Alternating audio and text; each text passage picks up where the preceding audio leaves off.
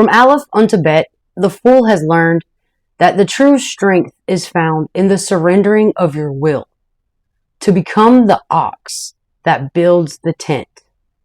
And as we move along the journey with the fool, we meet Gimel, and Gimel is the Empress. And like the Empress, Sarah carries the promise through barrenness, through waiting, through laughter, and through the desert. And when the fool arrives at Sarah as Gimel, the fool learns what divine gestation looks like. Today we are going to discuss the journey of the fool as we move down the road from Bet unto Gimel. Gimel is thought to represent a foot or the neck of a camel. It represents movement, gathering, walking towards something, or extending a foot in pride or recompense. But Gimel is about tracking across the earth to bridge some sort of a gap.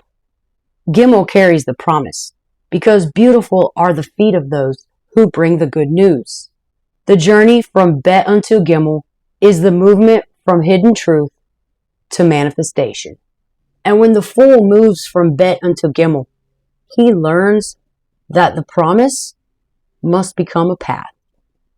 Welcome to Season 1, The Torah is Tarot, here on the Esoteric Jesus podcast. I am a master of social work and the oldest child of a Southern Baptist minister. Now I must remind you that this is a grown folks faith channel, and this is not the spiritual milk that you were given to drink in Sunday school. But for those of you who are ready to digest spiritual meat, welcome. I hope you'll stay for supper.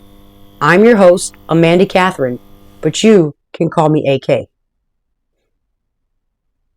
Okay, let's talk about the Empress for a second.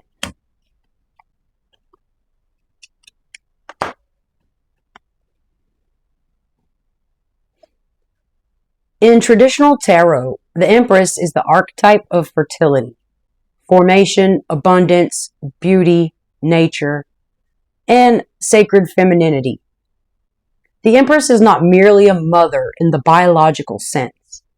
She is the principle of manifestation itself, the field where the invisible promise becomes visible life. And in our Torah is tarot framework, the Empress is Sarah. See, the Empress doesn't always have to be young and glowing and fertile to serve as the Empress. Sometimes the Empress is old. Sometimes the Empress is barren. And sometimes the Empress is standing outside of her tent, listening to a promise that seems much too wild to believe. Sarah is not the Empress because motherhood comes easily to her. Sarah is the Empress because she carries the impossible. In the Torah, Sarah's womb could be like a divine witness of God's word as it takes shape and gestates into full form.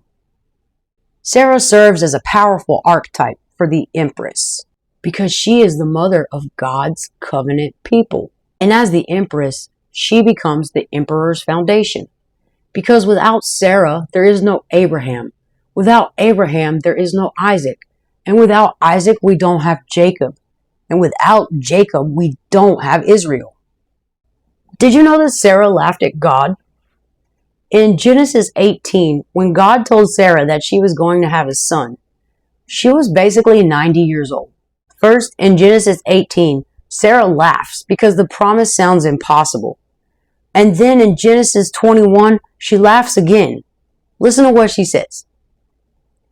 Sarai said, God has made laughter for me. Everyone who hears will laugh with me. Sarai's laughter, or Sarah's laughter, is her body just reacting to this divine impossibility. That a woman past childbearing years would be called upon to be the mother of nations. It sounds like my God. And God does not discard Sarah's laughter or punish her for it. He just transforms it into Isaac. And did you know that the name Isaac means laughter? Sarah must become the vessel through which a child who does not exist yet must enter history. The Hermetic key. Now, giving and receiving appear to be opposites, but they are really just different phases of the same circulation or the same cycle. And the receiver is not a passive force. The receiver must prepare itself to be filled. And the vessel must learn that it is worthy of being filled. See, emptiness creates the capacity to receive, but the vessel has to be willing and ready and able to hold the promise. Polarity is an influential Hermetic principle within the paradox of giving and receiving. And this action of giving and receiving has its own specific rhythm. A hand cannot give to a hand that's not ready to receive. Your hand must remain open in order to receive what the other hand has to give it. And we cannot give away what we do not have. And we cannot give away what we have not been given. The principle of cause and effect explains how this exchange circulates and produces manifestation. Because to whom much is given, much is required. And what is given to us must be carried to full term and eventually birthed. So Gimel carries the language of generosity toward poverty. Because what God places within us is meant to be carried to our community. A vessel is filled so that it may pour. Now that does not mean emptying ourselves until nothing remains. But a house is blessed so that somebody else might find shelter. And a voice is restored so that it might speak hope for other people. And a wound is healed so that compassion can travel from one soul to the other. Because true provision strengthens the weary, houses the stranger, and lifts up the orphan. Jesus recognized the presence of God in the outcast, the widow, the orphan, and the stranger. And these people are often overlooked by society. But Jesus saw the orphan's faith, and he admired the widow's wisdom, and he always told the stranger that they were worthy. So Bet must become an open sanctuary, and Gimel must carry the grace of the house toward Dalet, because a promise reaches maturity when it becomes a path toward the widow, toward the orphan, and toward the stranger. Remembering that every place where we have received from God in our own lives can become a path in bringing someone else to a newness of life.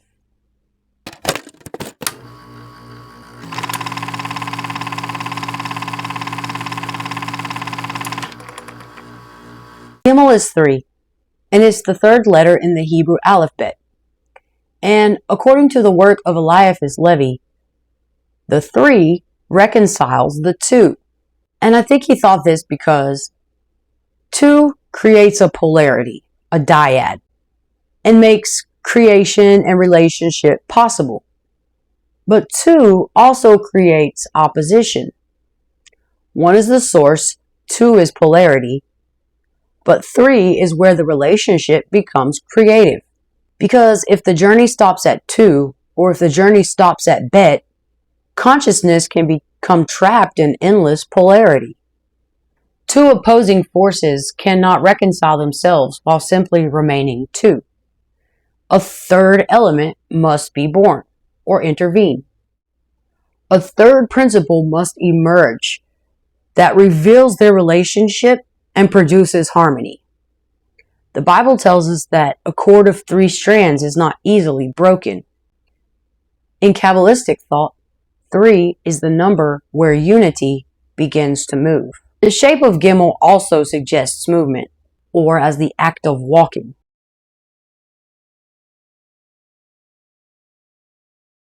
But some scholars think that Gimel is the camel. Either way, it suggests movement. Within the imagery of the camel, Gimel meets the journey of the fool with a level or an energy of endurance. The camel doesn't produce its own water. It just stores in its hump what it needs for the trip. And Gimel as the camel is the creature that carries provision across barren, dry desert lands. And Gimel is the promise carried through the desert. And that's how we meet Sarah. Gimel gives and Dalet receives. Sometimes Gimel brings provision to Dalet, and sometimes Dalet reveals Christ to Gimel. Both the giver and the receiver are transformed by the exchange. Now let's bring this back to Jesus' ministry to the poor, because we find God when we give to people. Check out this verse in Matthew 25. I was hungry and you gave me food. I was thirsty and you gave me drink. I was a stranger and you welcomed me.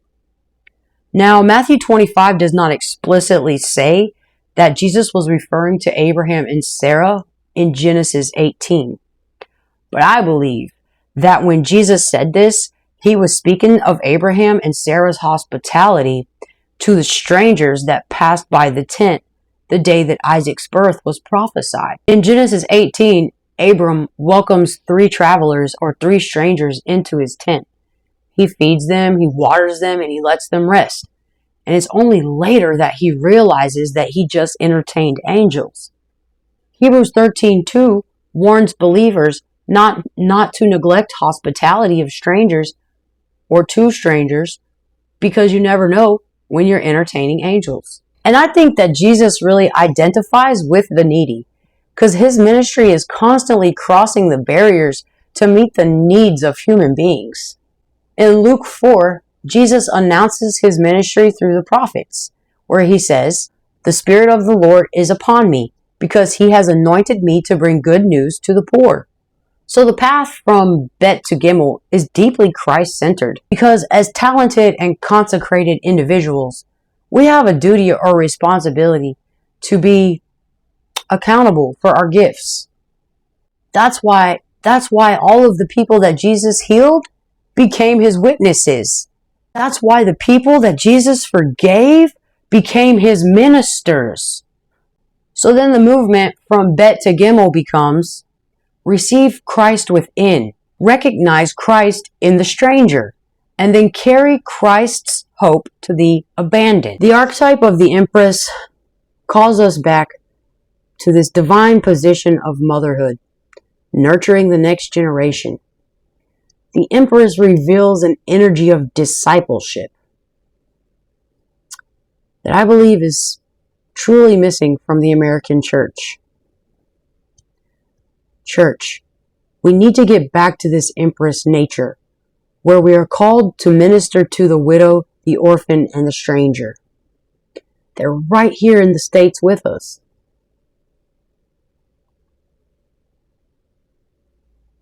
But I know I'm not going to solve all of those problems today. So instead, I guess, let's pray. Our Father, who art in heaven, hallowed be thy name. Thy kingdom come, thy will be done, on earth as it is in heaven.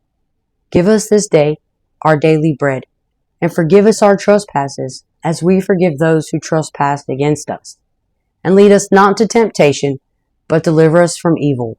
For thine is the kingdom, the power, and the glory, forever and ever. Amen. Keep coming back. It works if you work it.